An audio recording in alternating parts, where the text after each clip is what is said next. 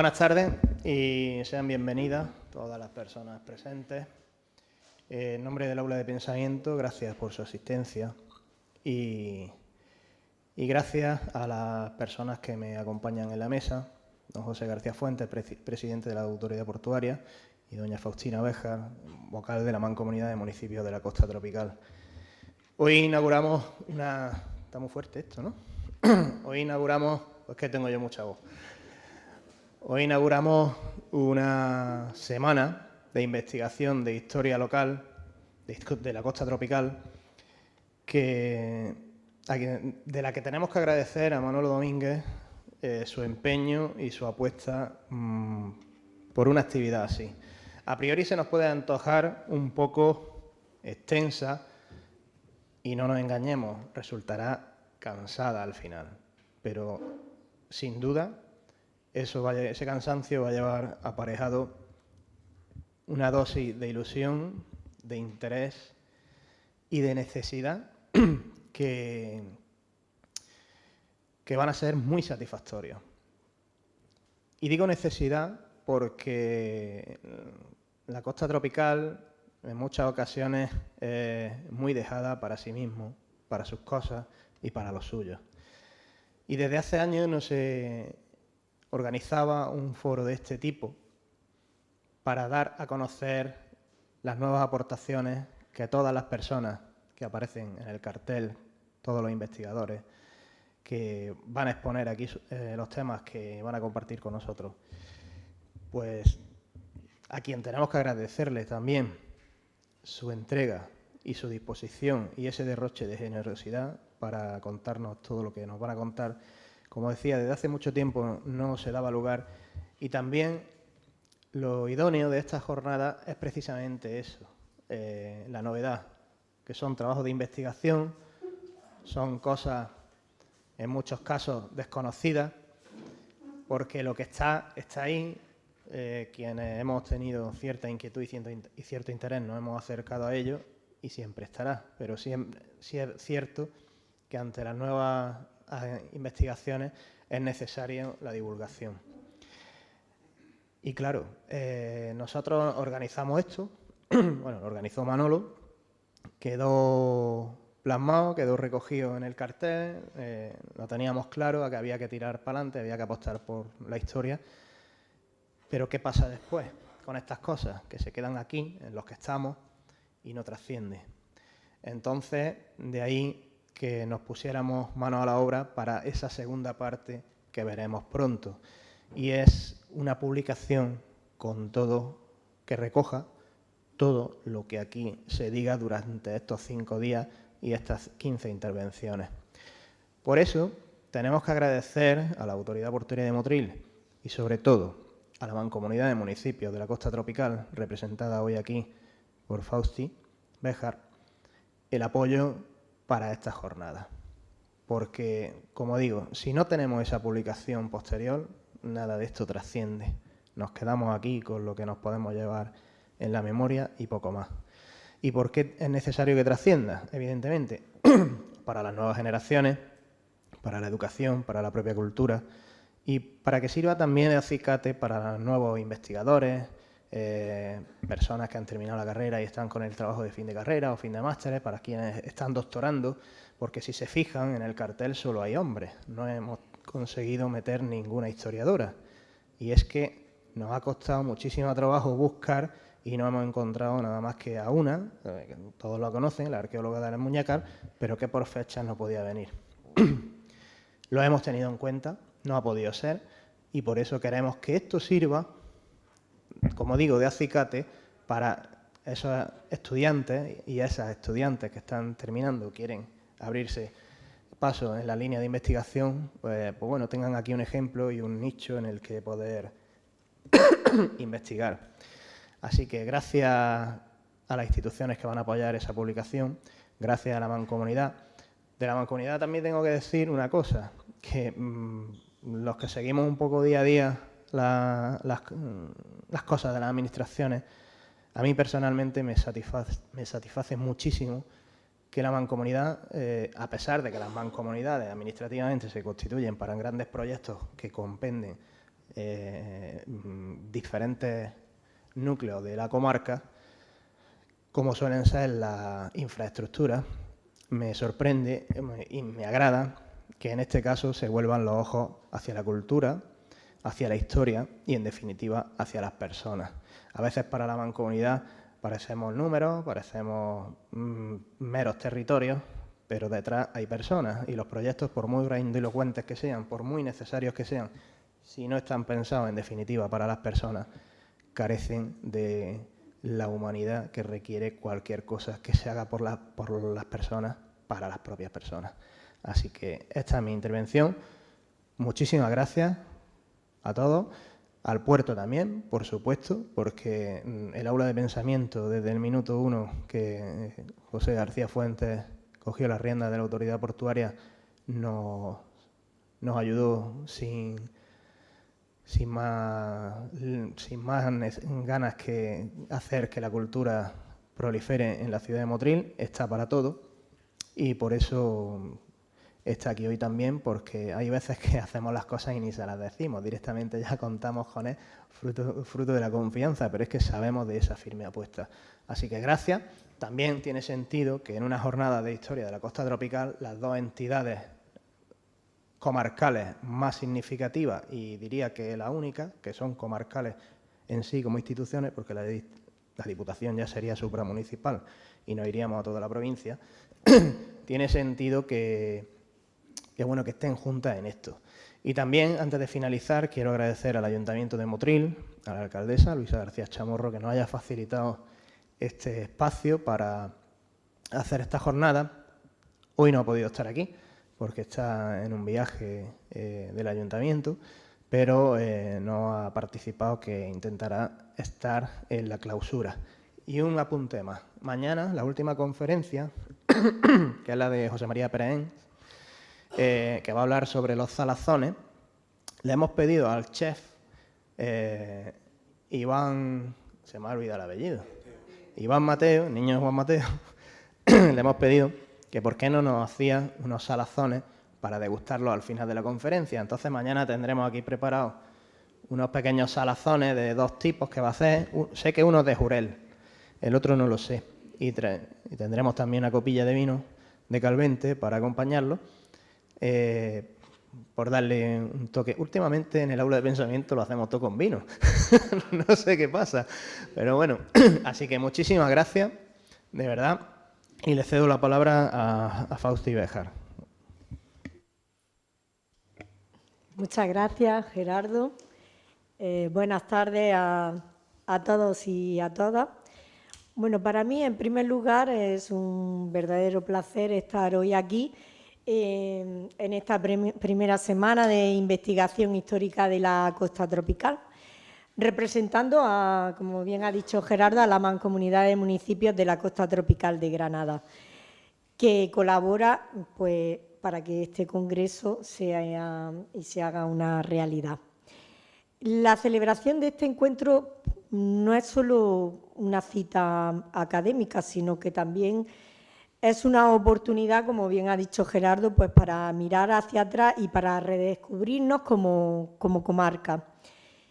Y durante demasiado tiempo, pues muchos aspectos de nuestra historia han quedado como en un segundo plano, sin la difusión ni la divulgación que en realidad merece.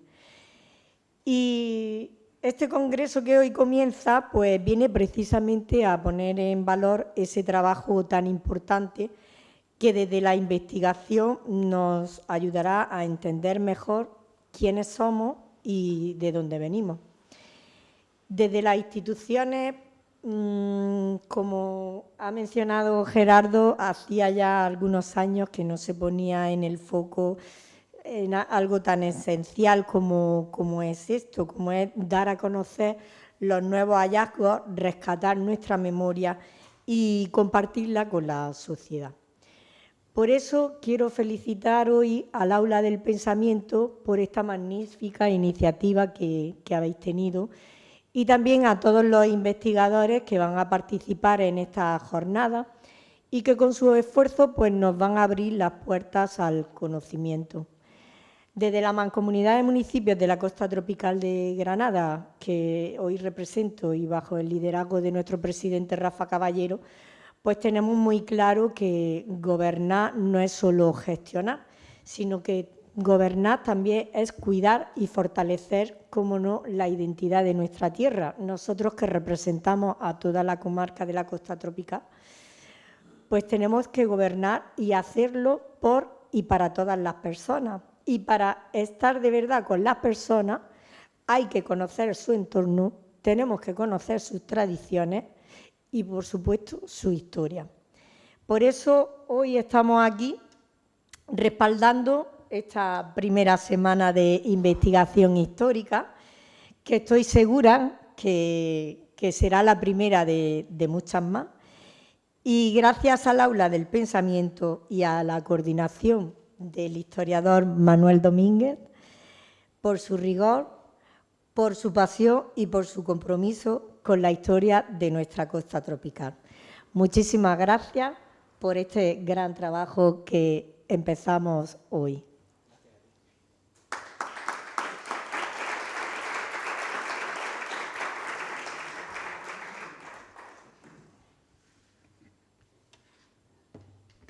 Y tiene la palabra José García Fuentes, presidente de la Autoridad Portuaria. Muchas gracias, Gerardo. Yo, mientras Iván no nos dé garum, que he tenido la oportunidad de probarlo, estamos bien servidos, porque la verdad es que yo no sé el gusto que tenían los romanos, pero la verdad es que no es nada muy apetecible de tomar, que digamos, ¿no? Bueno, Gerardo, muchas gracias por esta iniciativa, al Aula de Pensamiento, a todo tu equipo, especialmente a Manolo Domínguez, una persona a la que admiro muchísimo, ¿no? Cronista oficial de Motril y además el coordinador de esta jornada, que van a ser unas jornadas sin duda muy apasionantes, ¿no? Y a todos los ponentes, a los investigadores, a los estudiantes y a todos los que estáis aquí presentes con esa inquietud, ¿no?, de la cultura. Yo te quiero tener unas palabras de agradecimiento, porque obviamente las flores no se las va a echar él a sí mismo, al Aula de Pensamiento, ¿no?, porque esa inquietud, ese trabajo durante todo el año, esa programación tan rica, tan variada, cultural, que hace que sean todo un referente, no solamente en Motril, en la costa tropical, sino en toda la provincia de Granada, con bueno, iniciativas que van más allá de nuestras propias fronteras, ¿no?, como ese concurso de poesía que ya mismo se terminará y que ha sido a nivel internacional, ¿no? Por eso yo quiero daros la enhorabuena por vuestro trabajo. Para mí, para el puerto de Motril, es un honor estar aquí. El puerto, como sabéis, es también parte de nuestra historia, desde cuando era la rada del Varadero. Las primeras referencias son muy antiguas, no sé si es del siglo XVIII aproximadamente, hasta que se empezó su construcción en 1908. Bueno, pues es también parte de nuestra historia y también un pilar fundamental en la economía de toda la provincia de Granada, y eso es gracias al esfuerzo de muchísima gente. Por eso nuestra obligación es devolver con nuestra gratitud, con nuestra apuesta, con nuestro mecenazgo también en todas las actividades culturales, más de 70 actuaciones en todo el año, en toda la comarca de la costa tropical, y ayudar y devolver con gratitud, ¿no?, ese trabajo y ese esfuerzo de tantas generaciones que nos han hecho que hoy estemos en la situación que estamos. Un honor participar en esta presentación, en el acto inaugural, como no puede ser de otra manera, que desde hoy hasta el 7 de noviembre nos va a invitar a recorrer los orígenes y la evolución de nuestra comarca, desde la prehistoria hasta la época industrial azucarera, prácticamente hasta la actualidad, pasando por el legado fenicio, romano, andalusí, cristiano, y por tantas épocas que finalmente han ido condicionando y modelando, ¿no?, lo que hoy somos. Durante estos días, destacados profesionales, historiadores, nos acompañarán para adentrarnos con rigor y con detalle en la esencia de nuestro pasado. Gracias a su trabajo podremos, por una parte, comprender mejor nuestra identidad, valorar más nuestro patrimonio y conocer mejor nuestro papel en la historia. Han pasado, como ha dicho Gerardo, más de 30 años desde la última jornada de este tipo en nuestra comarca, y hoy se recupera ese espíritu de investigación y de divulgación con el firme deseo de que este evento tenga continuidad en el tiempo. Esta es la primera semana. Yo ya he dado una idea para el próximo año, que es precisamente la historia del puerto, ¿no? La historia del nacimiento. Esa imagen que veis en la portada precisamente representa esa parte tan importante de nuestro puerto, aparte de las mercancías, pues el sector pesquero, que fue también cuna, ¿no?, del nacimiento de nuestro puerto. Solamente deciros que espero que todo aquel interesado en conocer nuestro pasado, nuestro presente, encuentre aquí ese espacio atractivo, abierto y enriquecedor. Les deseo a todos unas jornadas provechosas e inspiradoras. Muchísimas gracias.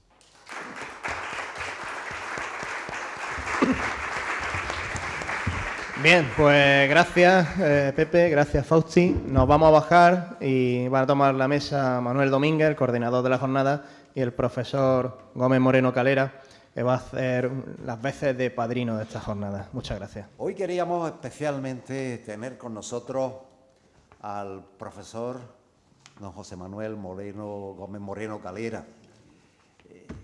Nos une la pasión por la arquitectura, por el arte, y ya él también participó en aquella jornada hace muchísimos años también. José Manuel, ¿te acuerdas? La hicimos, creo que fue en la Casa de La Palma, hace ya también un montón de años, y después se publicó parte de tu investigación en uno de los números de la revista Calás que salía en aquellos años. Fue en el Teatro Calderón. Perdón, en el Teatro Calderón. Tienes razón, fue en el Teatro Calderón. El caso es que hoy es un honor para nosotros que sea el profesor Gómez Moreno Calera quien inaugure esta jornada, el que actúe, como decía antes Gerardo, como padrino casi de las jornadas, y que él dé la conferencia inaugural de esta semana. Hablar del profesor Moreno Calera es hablar de una larguísima historia de investigación, de estudio, de docencia. Es autor de numerosísimas publicaciones, libros, artículos. Indudablemente yo podría estar aquí citando una hora el currículum de publicaciones del profesor Moreno Calera, pero me gustaría citar solamente alguna cosa. Tengo 7 folios de publicaciones. Podéis imaginar la cantidad de publicaciones que a lo largo de su vida profesional y en la actualidad todavía sigue publicando, pues, temas relacionados con lo que él ha desarrollado su labor de investigación y de docencia, la historia del arte en la Universidad de Granada. Guía breve del Palacio de la Madraza, el último que se sacó, lo sacó la Universidad de Granada un poco en homenaje, que fue Compromiso, Historia del Arte y Patrimonio, que fue como homenaje a tu jubilación, ¿no? Una biografía sobre Manuel Gómez Moreno Martínez, arquitectura mudéjar en la comarca de Guadix, la Alhambra y el Generalife, guía histórica y artística, el Centro Histórico de Granada, guía de Granada de Manuel Gómez Moreno Martínez, la Iglesia de Encarnación de Albolote, el arquitecto granadino Ambrosio de Vico,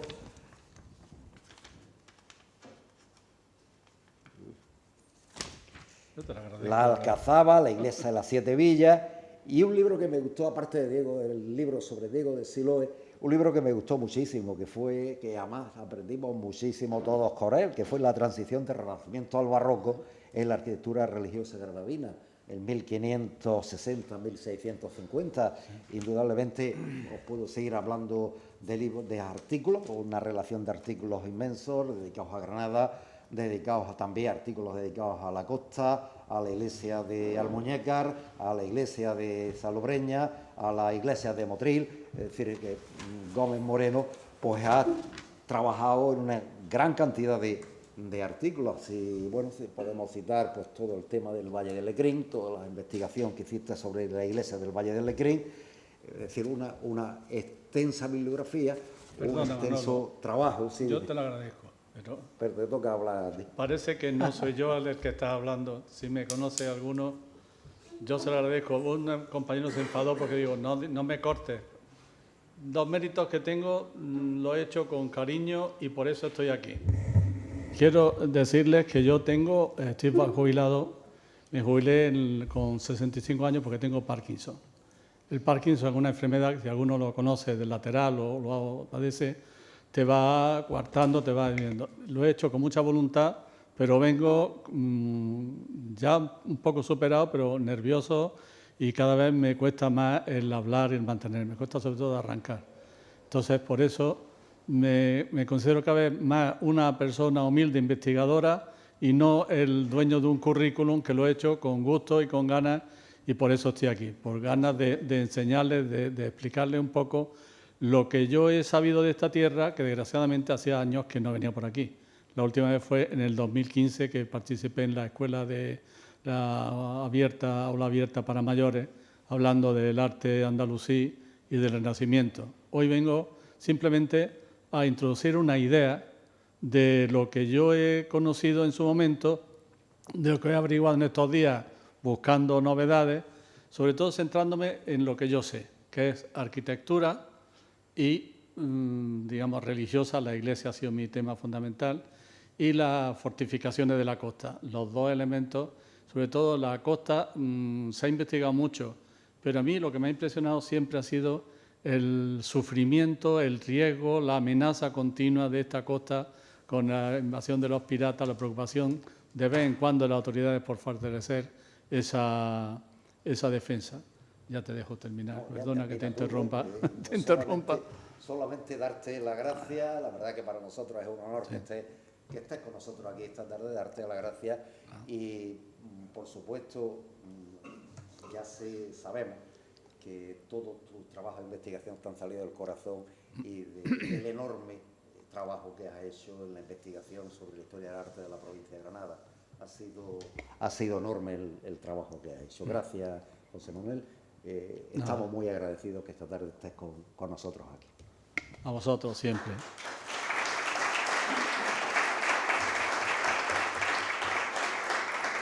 Un inciso, me estoy acordando ahora, me pidieron el aula de cultura de la general, que hablara en ese momento de la iglesia de la costa.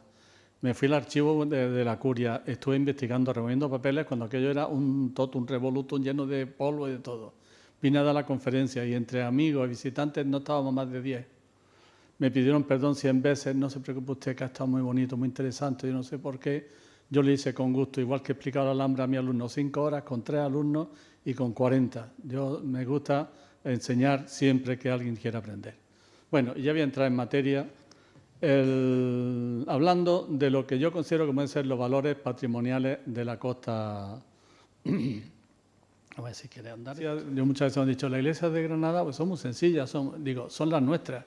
Es necesario conocerlas y las circunstancias cómo se han creado, cómo se ha ido patrocinando, etcétera, para entender nuestras sociedades, que son tan importantes como otras cualquiera. Y también otros casos que lo constituye especialmente es lo que he comentado antes, la costa, la defensa de la costa. Si uno lee los libros, los documentos antiguos, la cantidad de amenazas que se han visto velas en la costa, que salen las tropas de Granada para protegerla, que ya no se han visto las velas que se vuelven a Granada. En un caso, la tropa, el destacamento que había bajado para defender a los ciudadanos de la costa, una vez que le dicen que se han ido a las velas, dicen que no se van y se dedican a saquear por velas y por otras huertas a los propios ciudadanos. Si no te atacan los piratas, te atacan los propios soldados, por si no tienen la soldada, etcétera. Es real como la vida misma. La historia a veces hay que descender muy adentro, muy a lo humano, para darte cuenta la miseria y al mismo tiempo las grandes actitudes de muchas personas.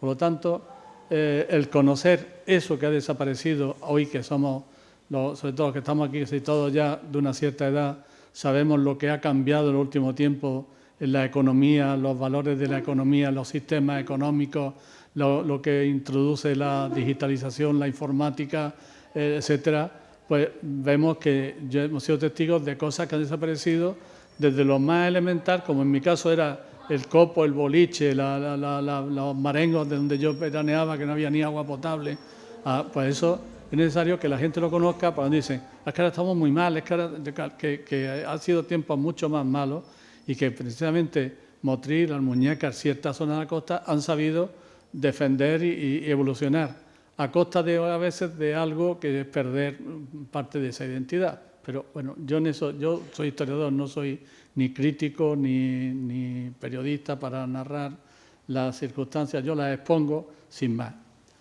Bien, ¿cuáles son los valores en primera instancia de esta zona?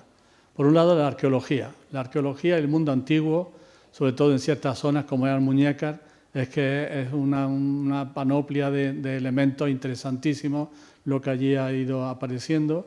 El paso de los fenicios, los libofénices, es un término que por lo menos yo lo estudiaba en la carrera. Los fenicios primero saltaron al norte de África, lo que era la Cirenaica, Libia, Túnez, etcétera. Ahí se constituye la cultura cartaginesa, que es herencia de los fenicios, que es una cultura no guerrera esencialmente, sino muy buenos comerciantes. No les hacía falta las armas para convencer y traficar con los pobladores de la costa. Después vinieron los romanos, que ya era otra cosa, ya era otra cuestión, que venían buscando, sobre todo de la península ibérica, venían buscando los metales y de camino aprovechaban, se llevaban el oro y lo dejaban el garum, que antes comentaba el compañero, que había que tomarlo. Yo cuando he hablado del garum me he acordado de los vinos que bebían los romanos y la comida que tomaban los romanos. Era todo fuerte, todo intenso, aquello no era... Para poder estar los legionarios dándose mandoblazos y luchando contra los bestias de los celtas iberos y de los demás, pues tenía que estar con el cuerpo fuerte. Luego hay una arquitectura monumental, que fundamentalmente es de la arquitectura religiosa, en algunos casos, en otros las iglesias pequeñas son monumentos, pero no lo que entendemos nosotros los grandes monumentos. La arquitectura popular y el urbanismo también, sobre todo hay que entrar más hacia adentro, que Salobreña o el propio Almuñécar pues mantenga un poco ese intrincado urbanismo tradicional, que ahora diré una cuestión que no todo el mundo sabe. Y luego la arquitectura castrense poliorcética. La poliorcética es el arte de la defensa, es todos los mecanismos, elementos de todo tipo que se intenta controlar para evitar que el enemigo te tome o te conquiste un espacio. Y luego la cultura del azúcar. De la cultura del azúcar yo soy pez, no tengo nada más que el recuerdo de comer la caña de azúcar que llevaba a mi casa y poco más. No conozco la Casa de la Palma, no he podido, tengo esa laguna, por lo tanto, de lo que no se procura no hablar. Y luego las tradiciones, bueno, los cultivos, la pesca, etcétera. Esto sería, digamos, el elenco en general donde podemos nosotros rastrear el patrimonio a lo largo del tiempo de la zona de la costa tropical. Otra manera también, de cierta medida, de publicitar qué valores son los específicos, sobre todo de algunos lugares, pues sería destacar aquello que les es más específico. Por ejemplo, en la herradura de Cerro Gordo hasta la Punta de la Mona, pues el fondo marino, que ahora es pues, un magnífico sitio de buceo y de pasear por allí. Nosotros hemos vivido un tiempo allí, hemos disfrutado de esa costa, de esas puestas de sol de invierno tan magníficas. Y luego el Bastión Fuerte, afortunadamente recuperado, que yo lo conozco un poco más a fondo y hablaré un poquito más. En Almuñécar lo tiene casi todo, tiene tradición, tiene urbanismo, tiene arqueología, tiene el castillo, tiene iglesia y, en fin, que tiene muchos elementos atractivos y, de hecho, el turismo así lo demuestra. Para mi punto de vista, en algunas zonas, hablaré de Velilla, que es la que yo viví, el exceso de turismo, el exceso de hormigón a veces puede ser la penitencia que tienes que pagar.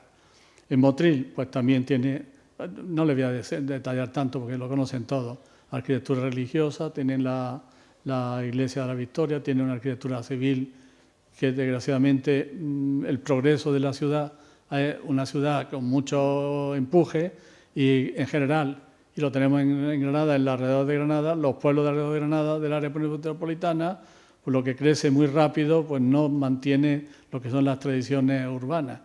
Por otro lado, la Alpujarra las tiene muchas, pero va en detrimento, o sea, ese difícil equilibrio entre el progreso y la tradición que tantas veces se ha planteado.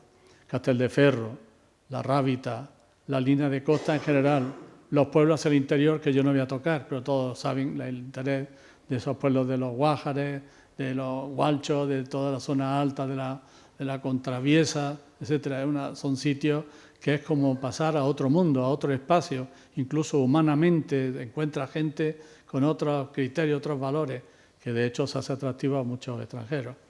Y en fin, la convivencia es quizá lo que acabo de comentar más complicado. Y otro atractivo y valores, pues la gastronomía, las fiestas, etcétera. Ya voy a entrar más detalladamente. La arquitectura religiosa son 3 o 4 fundamentalmente los grandes templos. Cada uno tiene un valor específico en el tiempo y en las novedades que presenta, y la veremos enseguida. Una de las peculiaridades interesantes de esta arquitectura religiosa es el convertir algunas de ellas. Yo no sé si es que lo he puesto la memoria demasiado cargada, pero le cuesta trabajo pasar.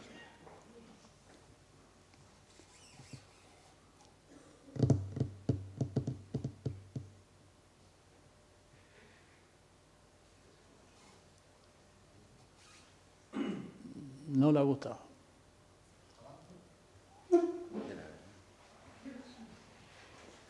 Vamos a hacer una cosa. Vamos a cargar el que tengo de menor precisión para que avance más fácil.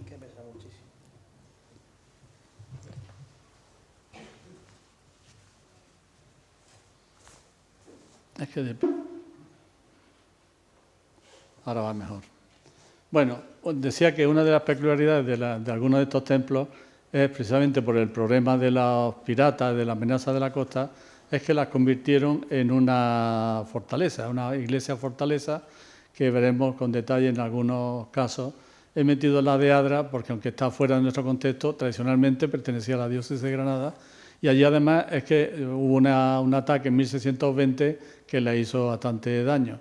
Y decidieron levantar encima del crucero y en los alrededores del crucero pues unos parapetos para poderse defender. La iglesia era el espacio quizás más fuerte donde podían refugiarse en caso de esos ataques continuos, ¿no? Nada, no quiere. Vamos a ver. Ejemplo, en las catedrales de la costa, de Málaga, de Cádiz y de Almería, las 3 son también catedrales fortalezas. La de Almería, que fue la primera que se construye en los años 20-30 del siglo XVI, es la más fuerte porque en aquel momento las amenazas eran más constantes, con una cantidad de torres baluartes impresionante. Y ya voy a empezar por orden cronológico, la iglesia de Salobreña. La iglesia de Salobreña, su primera construcción, hay un vacío claro, porque la iglesia es construida más en los principios del siglo XVI, no hay apenas documentación.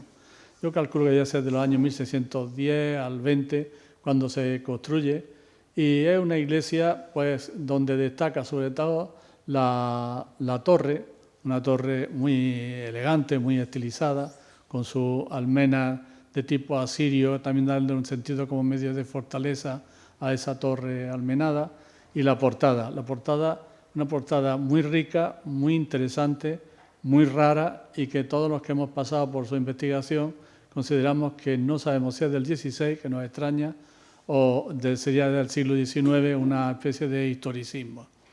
El parecido, en Granada no hay nada igual. Lo más parecido es la iglesia de Santiago de Málaga y la iglesia de Villalba del Alcor, en Sevilla, y Santa Paula también tiene ese tipo de portada. Vamos a ver un ejemplo.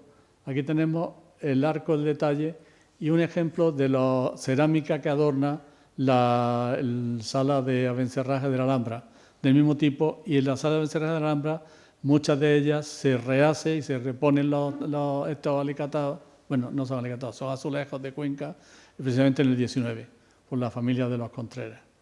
La iglesia del interior es de 3 naves, un sistema de construcción con arcos apuntados, armadura en la nave central, cabecera y cubierta. Lo que son los cambios de la época, en la años pasados, como ardió en 1820, para levantar la bóveda le estorbaban los arcos apuntados, parece ser, entonces, y también estaba pasado de moda el arco apuntado, lo hicieron redonda. Después, en la última restauración, la ha vuelto a recuperar. Es una iglesia que está en trance de restauración. El alcalde, el párroco, antes había Jorge Nieto, no sé si sigue estando, tuvo mucho contacto conmigo, me preguntó qué opinaba, me quiso meter a mí que yo dijera que sí, que no, y yo dije que yo no opinaba de cómo se debe hacer. Y la vez que me pidieron opinión la di y sí parece que se paró la cosa y ahora verán por qué. Este es el interior y un retablo que tuvo, que se perdió en 1620, que pude documentar y se publicó en su momento. Y este es el parecido, esta es la iglesia actual y este es San Juan de los Reyes. San Juan de los Reyes es también de las primeras iglesias que se construyen en Granada y la propuesta de restauración era para no hacer falsos históricos, que es siempre la doctrina de la obra de restauración, pues querían levantar una armadura que parece más bien una quilla de unos barcos al revés, una cosa extraña que a mí me rompe lo que es el interior. Que no se puede evitar, pues se hace una armadura en el esquema más elemental que no falsee, pero es que además esos palos saliendo de la nada y la propuesta es de una arquitecta avisada y de categoría, pero al final yo no sé, no dependería de mí, se frenó la restauración, no sé en qué punto está en este momento. Almuñécar tiene varios hitos monumentales, pero sin duda el más importante es la iglesia de la Encarnación.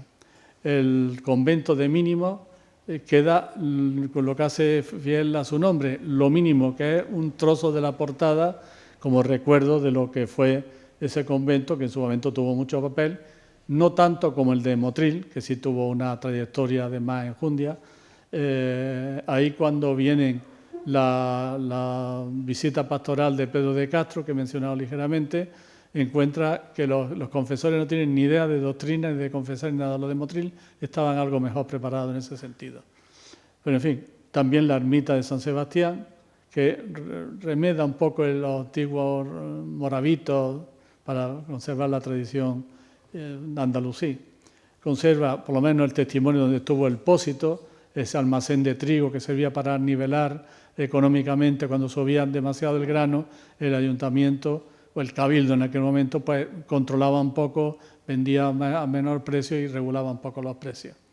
También pues la fuente, los restos de la fuente, y he traído como broma pues, un edificio antiguo también que tiene restos parecidos a lo que fue aquí la casa de Eugenia de Montijo, que me hizo gracia el término de bodega de vino, no va a ser bodega de zapatos, no sé si es que me chocó a mí solamente el título o es algo que es como reiteración. Bueno, la iglesia de Almuñécar, así como la de Motril fue la primera que yo investigué y saqué fotos, etcétera, de la primera que publiqué un artículo en el año pues, del 81 como mucho, fue de la iglesia de Almuñécar. Una iglesia que cuando se visita se ve algo fría, muy grande, pero algo fría porque es que es de un clasicismo acentuado y además, desgraciadamente, la guerra civil trajo lo que trajo, que todos lo conocen, pero también trajo la destrucción del patrimonio, sobre todo lo ornamental, de la iglesia. Entonces ahora efectivamente está muy fría y las compensaciones no siempre son acertadas cuando se construyen nuevos retablos, nuevas imágenes, etcétera.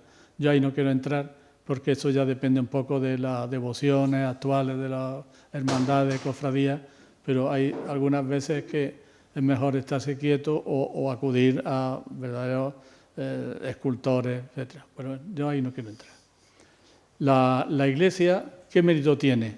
Es la primera parroquia levantada en la diócesis de Granada que abandona el esquema mudéjar para introducir lo que se llama un esquema clasicista, contrarreformista o herreriano, es decir, un modelo de iglesia más severo, un crucero más amplio, las capillas alineadas, en ese sentido no varía mucho de la anterior, y en el caso de la de Almuñécar, cubiertas todas por bóveda vaída o bóveda de medio cañón, que eran muy del gusto del que yo considero que fue su arquitecto, diseñador, que fue Ambrosio de Vico.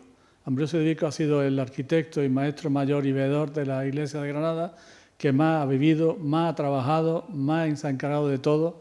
Hace 2 años se celebró su aniversario de la muerte y en el Albolote, que hizo su iglesia, retablo, etcétera, se celebraron unas jornadas, un poco lo que aquí, intentando recuperar lo que ha sido la importancia cultural de esa ciudad y del entorno de la época.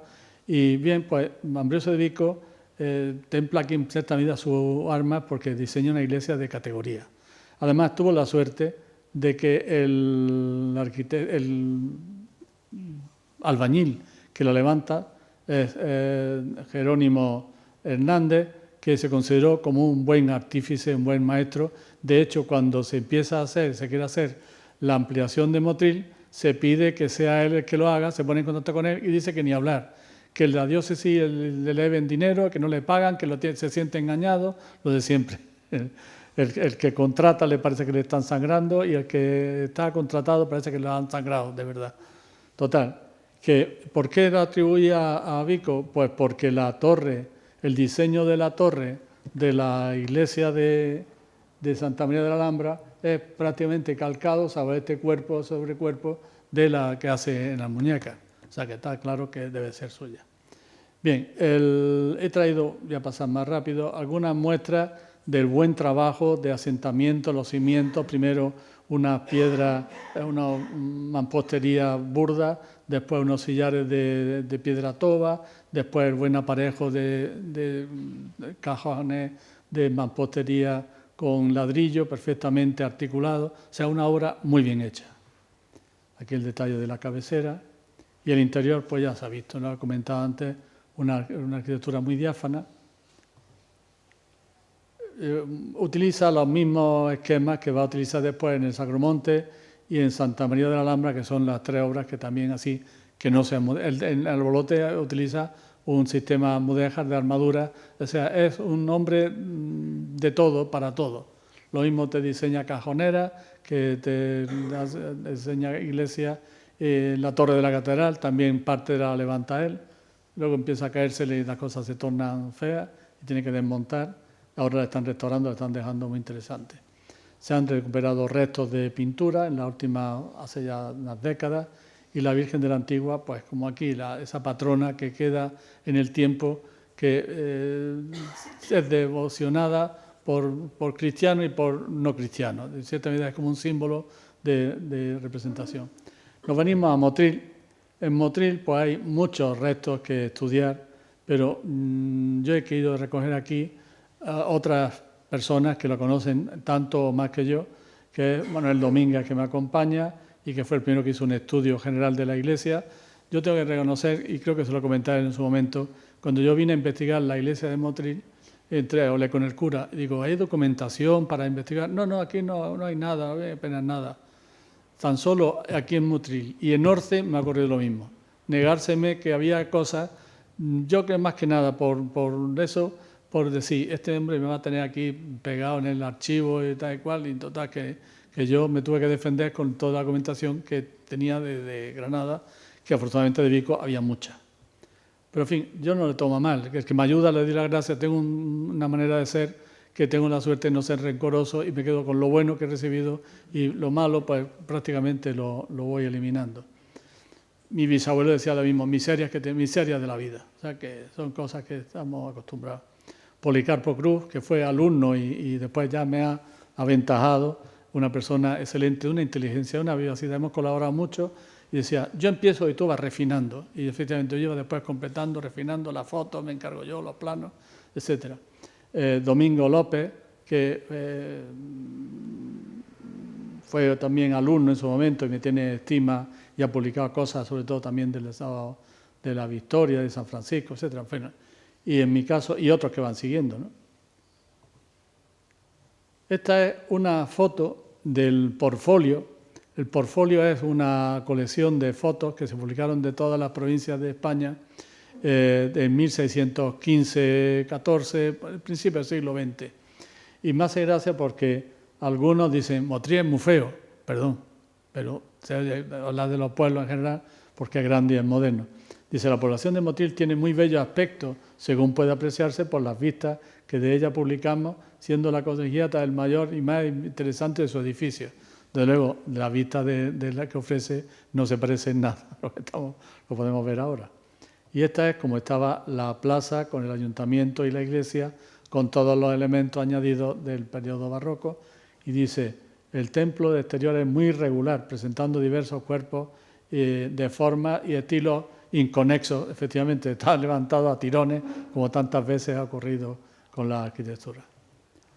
Este es el aspecto actual o semiactual, pues yo las fotos que tengo son ya las últimas de 2015, cuando vine a hacer, me vine un poco antes y estuve sacando unas fotos de la iglesia, del exterior, etc. El interior es un interior, ya lo acabo de comentar, fundamentalmente lo que es el cuerpo del templo hecho en dos tirones. El primero, de la iglesia más antigua, de 1510-1514, eso sí está documentado, su arquitecto, su alarife, Alonso Márquez, y luego pues se fue completando su aspecto fortificado, pues con unas trazas que hace Luis Machuca, pintor teóricamente, y fue también el que supervisor de la defensa de la costa, pero no consta, hablando de costa, no consta ni una sola obra pintada por él. Se sabe más de lo que diseñó construyendo que de lo que pudo hacer pintando. En 1603 Vico es llamado para ampliar, porque Motril va creciendo y se va quedando pequeña la iglesia, y posteriormente en el siglo XVII y XVIII el cardenal Belluga y las devociones populares en la época del barroco esplendente, donde se llena de retablos, el órgano magnífico, etc. La iglesia se ajusta a un modelo que se llama gótico mudéjar levantino, muy parecido a como era la iglesia de Órgiva, como es la iglesia de San Cecilio de Granada, de San Matías, aunque ahora mismo casi no se ve, San José, iglesias que vienen fundamentalmente de la zona levantina. Pero en Motril se levanta sin armadura, que lo normal es con armadura. ¿Por qué? Por lo mismo, para evitar que en caso de un ataque el incendio lo destruya. Aquí tenemos ejemplos de elementos tomados de San Juan de los Reyes y de Motril, como se ve perfectamente el modelo de columna de capitel es calcado, se repite de una iglesia a otra de una forma muy habitual. Y la fachada, pues con ejemplo del arco apuntado, que es el arco de tradición gótica, y el caballero baluarte que diseñó, no sé si es que tengo que apuntar con varias cosas, el baluarte que diseña Luis Machuca, que reforzaba en la portada, y se dan cuenta, era un laberinto casi de tradición islámica, los recodos para poder, en caso de ataque, las puertas eran de hierro, como lo típico de las fortificaciones medievales. Y luego ya, en época de Vico, se levanta la amplificación del buque del crucero, y me voy a parar un momento para destacar lo que era antiguamente saber construir. Ya se me ha pasado. Fíjense, estas es las condiciones que tenía que hacer los pilares, no ya toda la obra, solamente los pilares perfectamente definidos, la piedra sin pelo alguno, cómo debía sentarla, y si se dan cuenta, qué manera tenían que seguir la hilada. Una con 4 piezas formando una especie de cruz, la siguiente un núcleo y otras 4 piezas alrededor. ¿Cuál es la idea siempre al levantar un muro o un pilar? La mayor cantidad de cortes entre ellos de línea de fractura para evitar que se abran los elementos. Hasta eso tenía que especificar el arquitecto. De manera que levanta una nave transversal desmesuradamente grande, ampulosa, un poco precedente de lo que es la grandiosidad del barroco, que el barroco no es solamente la complejidad del adorno, también la complejidad constructiva. Hay un segundo diseño de Bernabé de Gaviria. Vico era muy viejo, lo cesan como maestro veedor, nombran a Gaviria y se muere antes Gaviria que Ambrosio de Vico, que murió en el 23, Gaviria muere en el 22, vuelven otra vez a poner y ya al final muere, con cerca de 80 años. Esta es la vista distinta. Aquí, como ya la conocen, voy a pasar un poco. Impresionante la tribuna que soportaba el gran órgano que era parte fundamental en la liturgia. En la música, cuando se bendicen las primeras mezquitas tras la conquista de Granada, lo primero que hacen es exorcizar la iglesia, la mezquita, es decir, echar el demonio, la bendecían, y construir una tribuna para el coro. La música siempre ha sido un elemento que ha acompañado a la liturgia en la misa, y la liturgia barroca, pues, con la ampulosidad que todos reconocen. Aquí tenemos la ampliación, el crecimiento en el barroco, con retablo, el retablo de la cárcel, el órgano que he comentado, y desgraciadamente en la guerra civil, pues le he puesto una desgracia detrás de otra. Primero, el incendio de las obras de arte, por una cuestión que no entro y todos conocen, pero que fue una especie de ataque a lo que representaba lo que ellos consideraban los agravios recibidos a lo largo de los siglos, y para colmo se le ocurre colocar un polvorín, pues como pasó en el Partenón. El Partenón fue todavía más grave, digamos así, si no comparamos Motril con el Partenón. Colocan el polvorín justo en la bóveda de la Capilla de los Dolores, se produce una deflagración y revienta de la manera que todos saben. Pero volvemos a lo mismo, se reconstruyó fidedignamente lo que había sido. Tanto así que cuando yo vine a estudiarlo al principio no me había enterado que la habían reconstruido tanto. Después, cuando vi los documentos y las fotos, cuando dije, parecía que esto está hecho todo de nuevo, y creo que no se engaña a nadie si se hace tal como estaba y se conoce el sentido. ¿Qué otro edificio hay en Motril? Me estoy alargando mucho y no pensaba, bueno, pensaba, sé que siempre me alargo. Voy a ir más deprisa por el resto de los edificios de Motril, cada uno con unos méritos, porque lo que es la ermita de la Virgen del...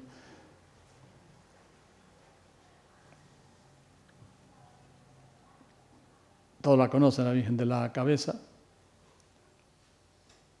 pero no mete mucho la pata, porque llega un momento de hablar tanto, los nombres se me olvidan hasta los míos.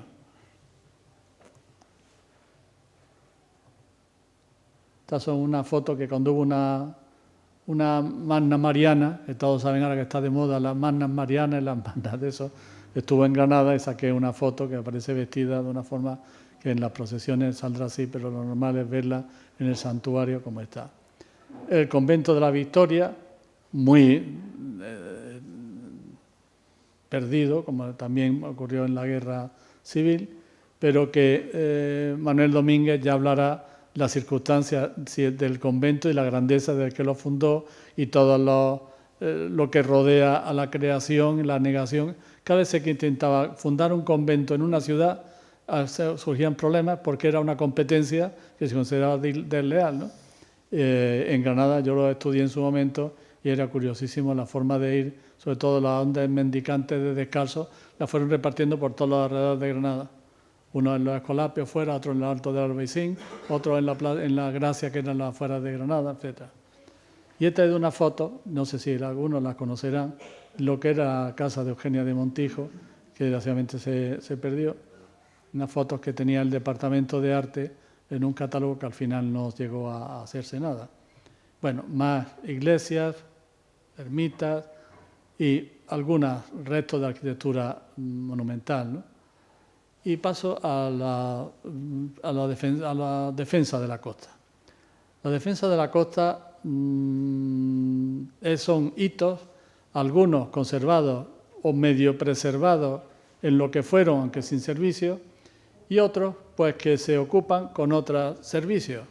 Uno lo convierten en una zona museística, como el de la Herradura, y otro lo convierte en una escuela de gastronomía en Vélez, Málaga. Misma estructura. Otros, como el de Carchuna, por ahí mismo está sin servicio. El de San Felipe, que está en los Escullos de Almería, pues también está cerrado y medio arruinándose. En fin, son tantos. El problema del patrimonio es que es tanto y a veces tan complicado de mantener y tan costoso ahora cualquier intervención, que siempre pues, es delicado.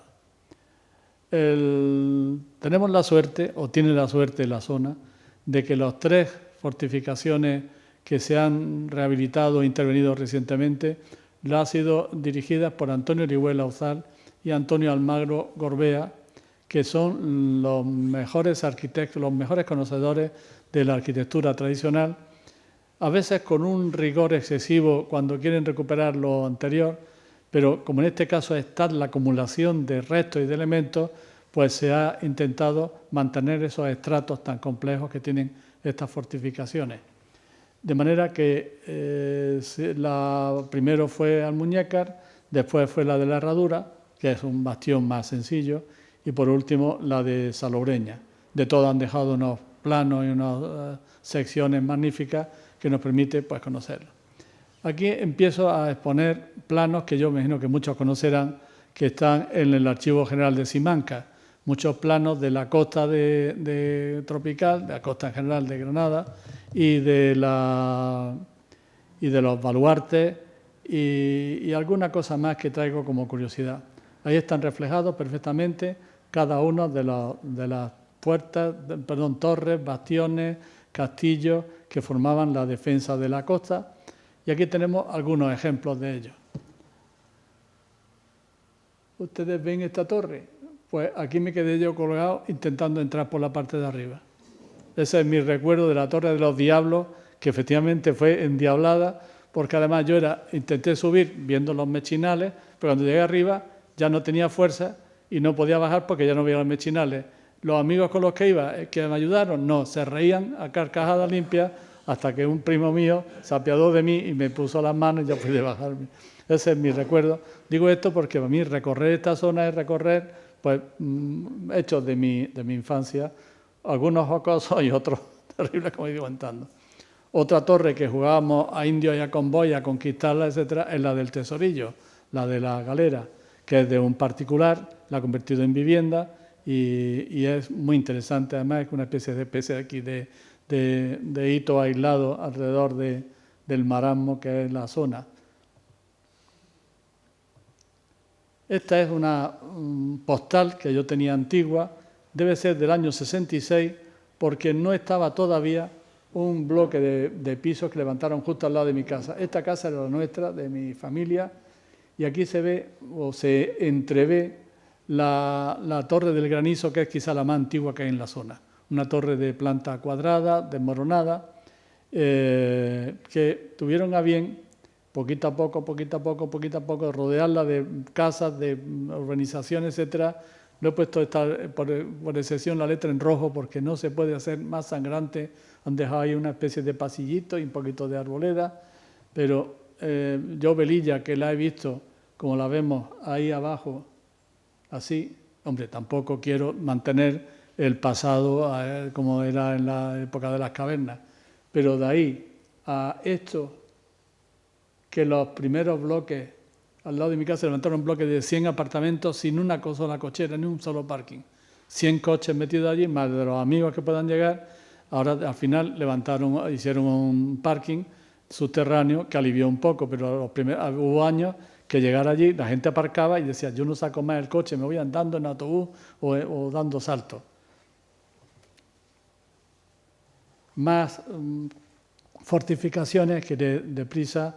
El castillo, como el que hemos visto antes, que se llama de Pezuña de Vaca, el castillo de Baños.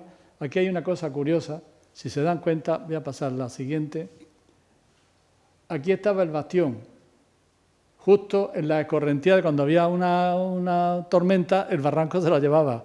Y venga a repararla, entonces el arquitecto que la visitó propuso que se podía poner a la derecha o a la izquierda, evitar que no ponerla en el sitio donde había ocurrido colocarla. En fin, daban soluciones físicas también estratégicas.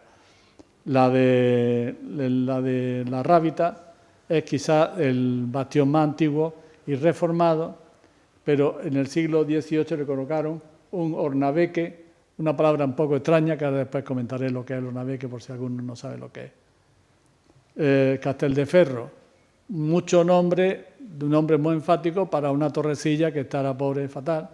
Y también aquí estamos viendo lo que se pretendía hacer comiéndose medio cerro para levantar y forrarlo de bloques. Y al final se paró la cosa, no sé si fue la crisis del ladrillo o por qué, o por criterio inteligente. Salobreña. Salobreña, la imagen desde delante, desde detrás, por arriba y por abajo es impresionante. Pero quiero comentar una cosa. Todos estos pueblos como Salobreña, como Almuñécar, que lo vemos que tienen un remedo de la costa norte de Marruecos con esa arquitectura cúbica, pues tengo que decir que originalmente, y no hay que remontarse mucho, hace un siglo poco más, las casas estaban con tejados.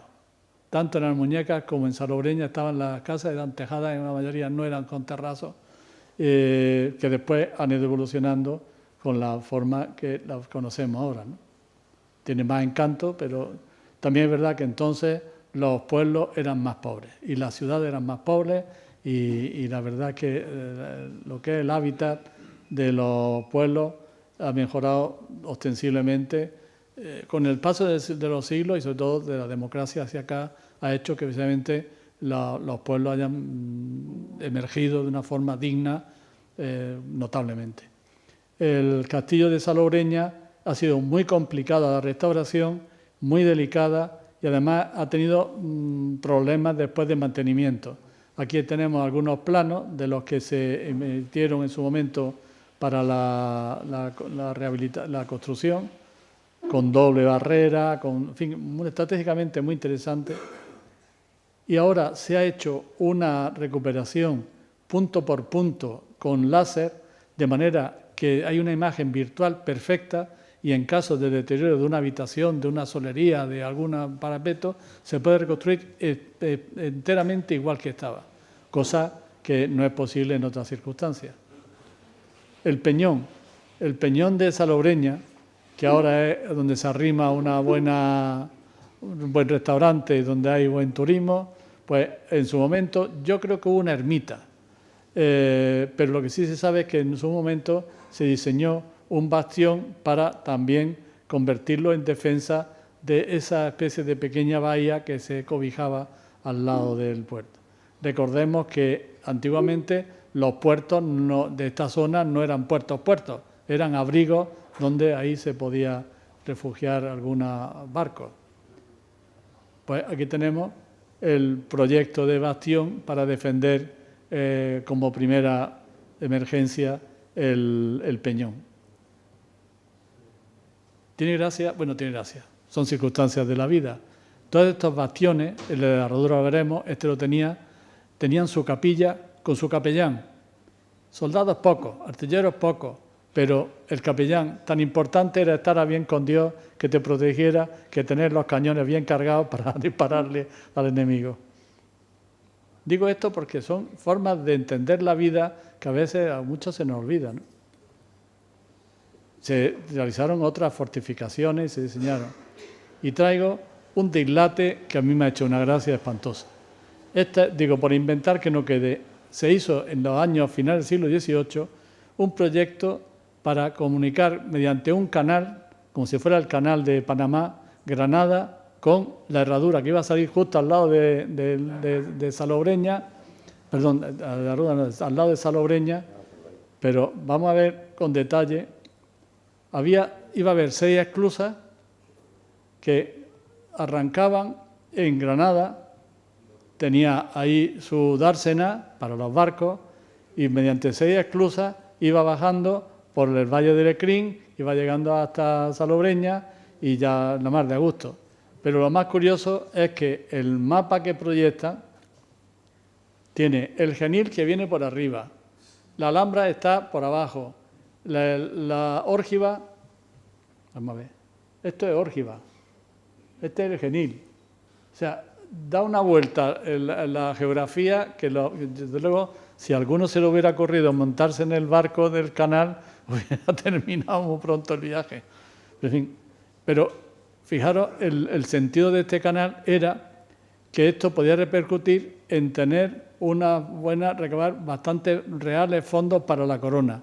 O sea, el sentido era económico porque así podía cobrar en cada dársena, en cada esclusa había una aduana y entonces tenía que ir pagando. Igual que los viajeros del siglo XVI, cuando llegan a España, hay uno que entra por Portugal, llega de Portugal a la Reino de Andalucía, pagó aduana. De Andalucía a Castilla, pagó aduana. de Castilla-Aragón pagó aduana, llegó a Cataluña, con perdón y no se ofendan, la más cara de la aduana. Dice, cuando salí de la península ibérica del Reino de España, entré rico y salí arruinado.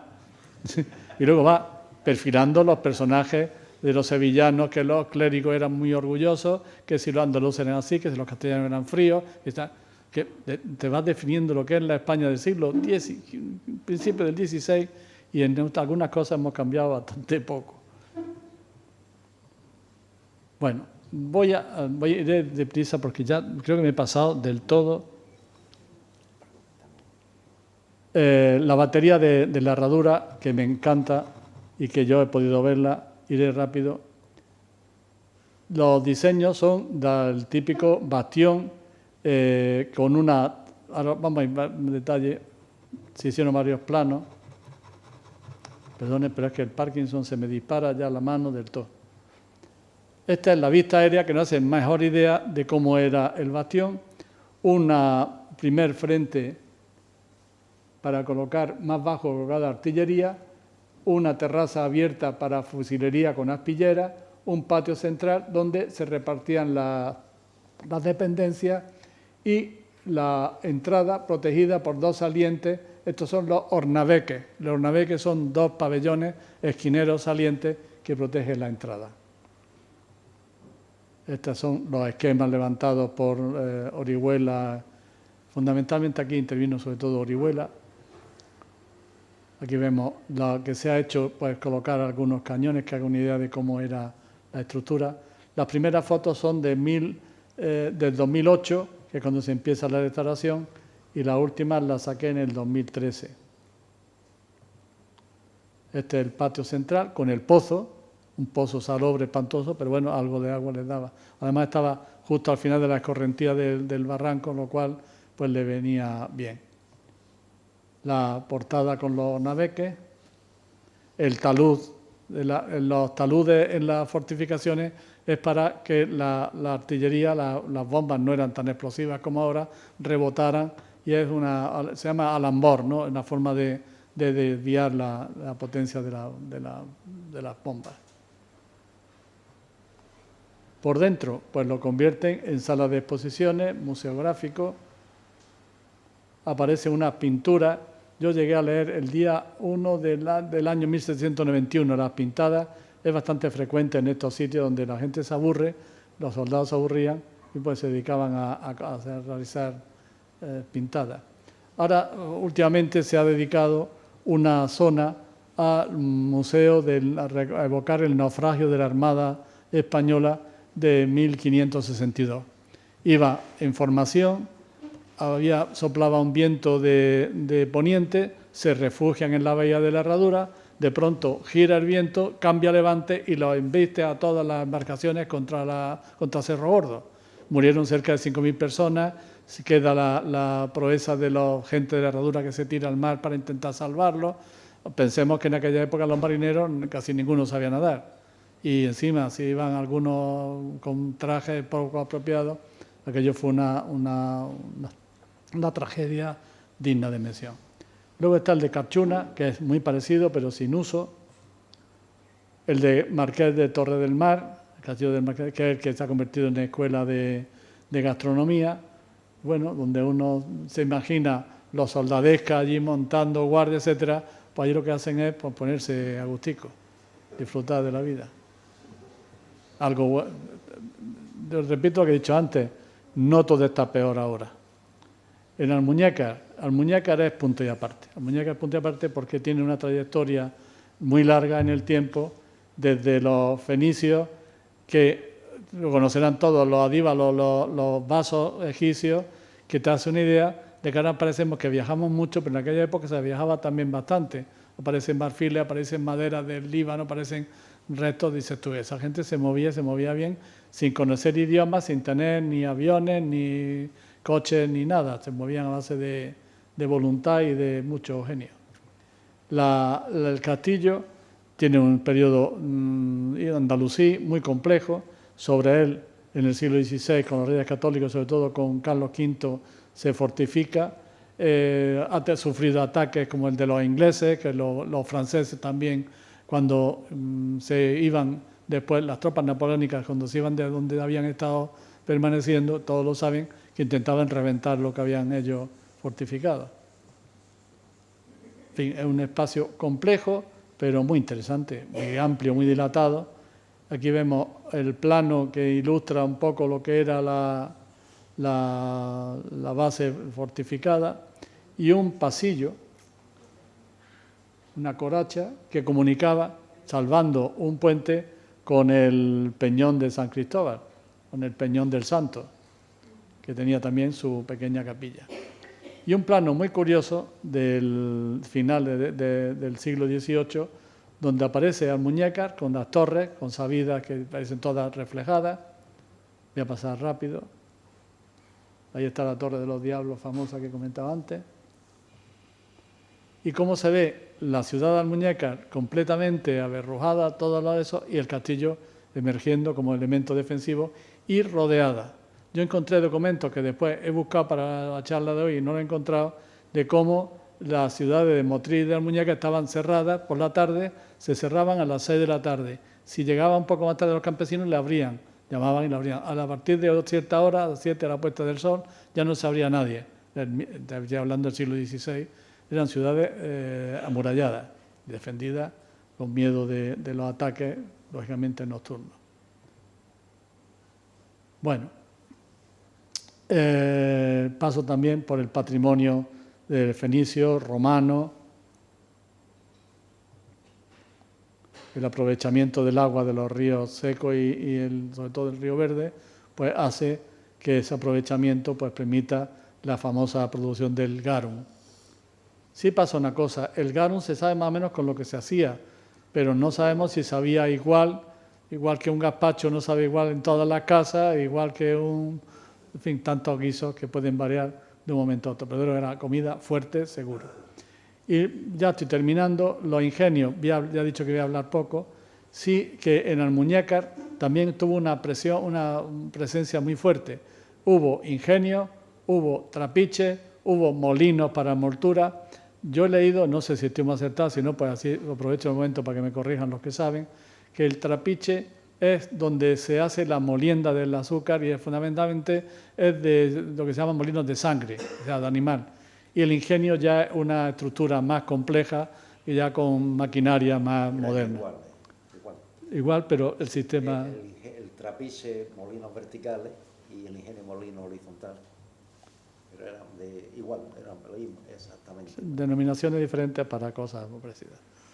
Pues en Almuñécar había varios, consta desde el siglo XVIII. Esta foto me ha gustado mucho porque se ve la ermita de San Sebastián, se ve el acueducto que después estuvo perdido y después han recuperado, desenterrándolo detrás de Carbonell, me parece que era la tienda de aparatos de solería, etcétera, y se ve la iglesia, en fin, todo que es el perfil de lo que fue Almuñécar. Yo no sé si era por la cosa de ser historiador, etcétera, que veo lo viejo y me atrae mucho ver las imágenes de cómo eran antiguamente las cosas. En Salobreña, desgraciadamente, ya se ha perdido. Yo he visto la caña, he visto prender fuego el final de la caña y conozco los dueños de la última fábrica que funcionó allí en Salobreña. Y aquí en Motril, pues para qué decir, ya digo, no hablo mucho porque sé de la importancia y como lo desconozco, pero fíjense lo que era la maquinaria realizada, esa magnífica carpintería, que tanto, lo digo yo muchas veces cuando hablo en la arquitectura, cuando se levantaba un edificio, cobraban más los carpinteros que los canteros y que los albañiles. El trabajo del carpintero se consideraba de mayor dificultad a la hora de simbrar las bóvedas, de preparar las estructuras, etcétera. Y ya termino. Esto para mí es otro patrimonio que uno todavía posible mientras tenga unos cuartos y el otro pues a defender. Y la torta real, yo traigo aquí una foto, no es del mismo sitio. Cuando yo bajaba por aquí a Almuñécar, bajábamos por Motril. 2 horas de viaje, si era en la Alsina eran 4 horas paradas en Vélez para los Pestiños, etcétera. Y íbamos, mi padre nos llevaba a la Costa del Sol a tomar los tocinos de cielo que eso era verdaderamente del cielo, eso sí era celestial. Y luego, que sigue existiendo, en Videras, la torta de San Marcos, que también es otro producto interesante. Y ya voy terminando. Quiero hacer un pequeño homenaje a mi Velilla, donde yo me crié, y recuerdo a este señor que vemos aquí, este es Rafael el Loro. Para nosotros, para mi familia, para todos los antiguos pobladores de Velilla, era un emblema, era el señor y su mujer, que es la que aparece aquí, se encargaban de limpiar, mantener un poquito las casas y preparaba unos espetos, nada de barcas levantadas, en cuclillas, eso sí, con el cigarro siempre, el celta largo, que es lo que fumaba, sin parar, y vivió muchos años, era como eterno.